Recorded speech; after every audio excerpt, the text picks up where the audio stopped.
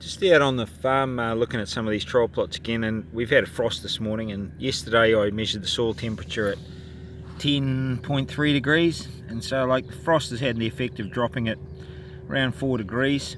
It should come back up during the day. It's quite amazing how much it moves, but some of the things that we're actually seeing here I need to show you to give you a real example of how effective some parts of our biological process are. Now, it may be hard to see, but like on this piece of bare dirt, you can just see the algae starting to grow on the surface. Now these Cyanobacteria, the most prolific biological form on the planet, fantastic photosynthesizers, and the hugest converter of carbon and releaser of oxygen into the atmosphere. Now the cows had a bit of a wet time when they were on this piece here, and so they opened the ground up a little bit. But wherever that has been opened up, what I'm now seeing is that these cyanobacteria are prolificating. And the interesting thing that's following these cyanobacteria, as we go over here, is this is what's starting to happen. They seem to get a bit of a bloom on the surface, and then the worms seem to come up and start casting and eating it.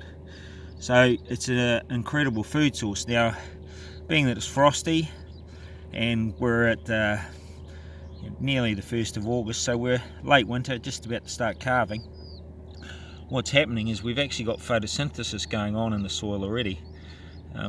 These cyanobacteria are so prolific, and if you look at them in nature, the most prolific part of it is in the ocean and at closer to the poles, where there's a higher electromagnetic field and a higher electrical current.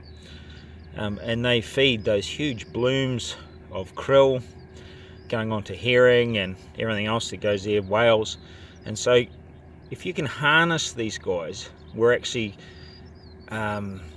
doing ourselves a major service. And like in industry now, they're talking about utilizing cyanobacteria as a carbon source or a fuel source.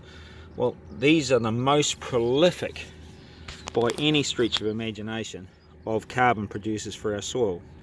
But they are very, very sensitive. I mean, if we looked at this on another farm that had been sprayed with chemicals or whatever, you won't see it. It takes a process of bringing the mineralogy right, getting the right fungal species in there to actually clean up any toxins and waste, and then be bringing the ocean back on the land, and then to start this process off. And I'll go through the chemistry and the biology of this as part of this when I do a seminar on it. But it is really, really important that we get these guys working. Now, if you link this into the soil depth that we're looking at and the carbon that we're accruing in these trial plots, is that we're effectively lifting our carbon levels by 30 to 50 tons over a winter period. And it's these guys that are actually doing it. We can't afford not to actually have them working for us. They're amazing.